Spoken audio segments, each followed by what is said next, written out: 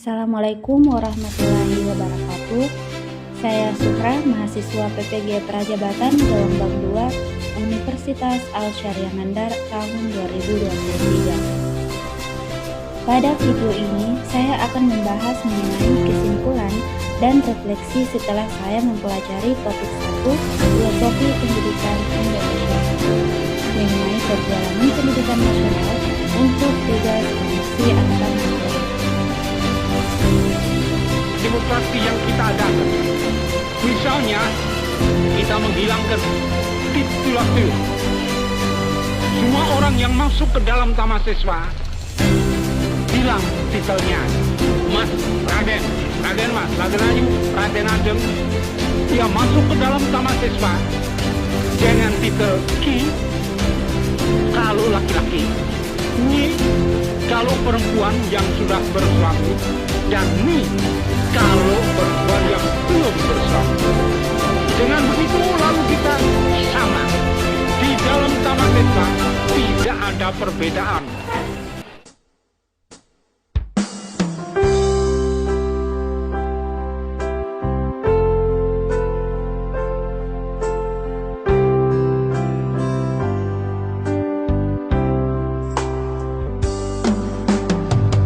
Ki Hajar Dewantara atau dengan nama asli Raden Mas Suwadi Sarjana lahir di Yogyakarta 2 Mei 1889. Ki Hajar Dewantara merupakan kiblat pendidikan dan sebagai Menteri Pendidikan pertama di Indonesia.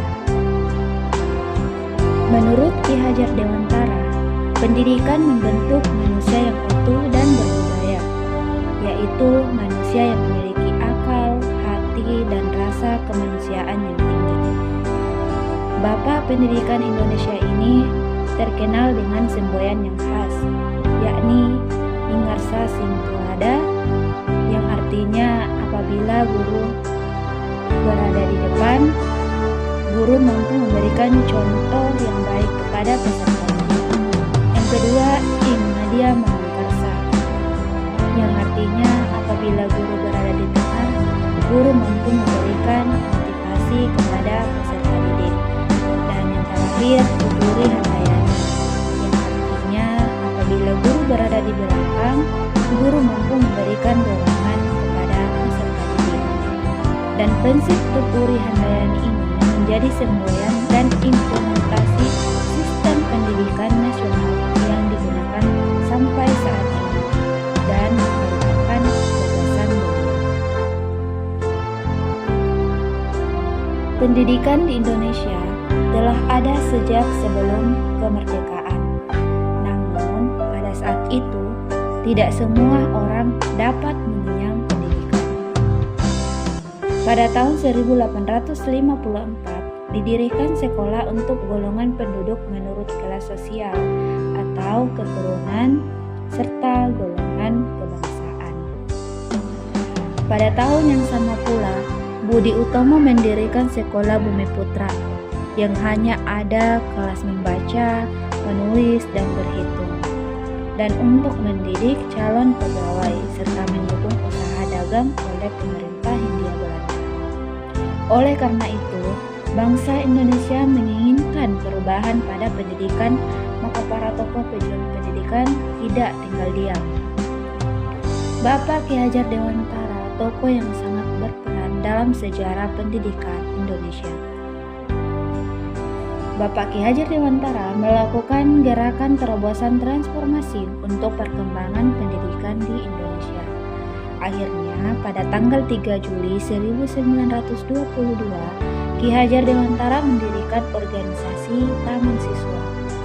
Taman Siswa inilah yang menjadi gerbang emas kemerdekaan dan kebebasan pendidikan Indonesia.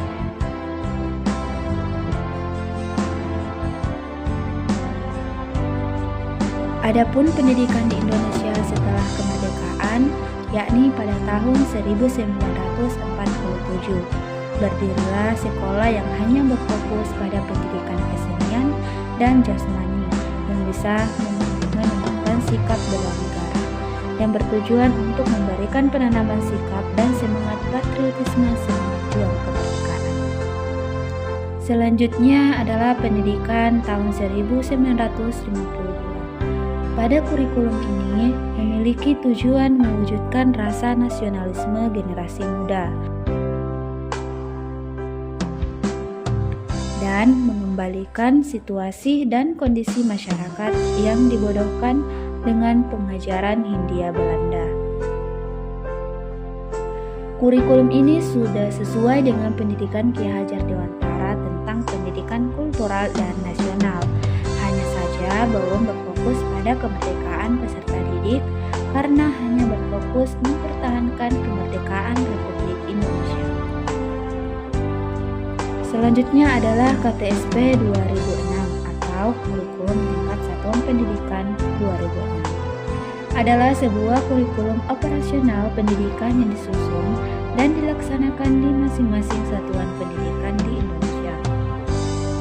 Pada KTSP ini masih kurangnya pemahaman guru dalam menyusun RPP, kegiatan pembelajaran tidak sesuai dengan RPP, kurang tersedianya alat peraga dan media pembelajaran. Selanjutnya adalah kurikulum 2013 atau disingkat K13. Kurikulum ini memiliki keunggulan yaitu siswa dituntut untuk aktif, kreatif, dan inovatif dalam mengerjakan masalah. Penilaian ini didapat dari semua aspek. Penilaian mengarah pada basis. Adapun yang menjadi kekurangan dari KTS adalah masih menggunakan KKM yang dituntut siswa harus mencapai KKM itu. Padahal tidak semua siswa memiliki tingkat kemampuan yang sama. Karena kurikulum 2013 tidak efisien digunakan di Indonesia, maka dari itu muncullah kurikulum Merdeka. Kurikulum Merdeka merupakan inovasi dalam pendidikan Indonesia yang bertujuan untuk mengembangkan potensi dan minat belajar. Disinilah pemikiran Ki Hajar Dewantara tersebut diadaptasi dan diimplementasikan dalam kurikulum saat ini, yaitu Kurikulum Merdeka Belajar. Kurikulum Merdeka Belajar memiliki esensi, yaitu kebebasan berpikir yang ditujukan kepada siswa dan guru, sehingga mendorong terbentuknya karakter jiwa merdeka, karena peserta didik dan guru dapat mengeksplorasi pengetahuan dari lingkungannya. Setelah mempelajari topik 1 ini mengenai perjalanan pendidikan nasional, saya banyak memperoleh pengetahuan dan pengalaman serta terdapat perubahan yang saya alami.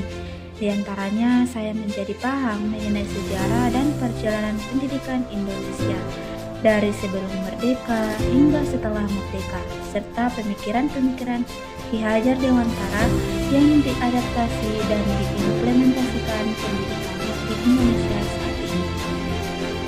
Saya akan mempercayai bahwa sejatinya sebagai pendidik hanya dapat menuntun hidup dan tumbuhnya kekuatan-kekuatan peserta didik yang sesuai dengan agama.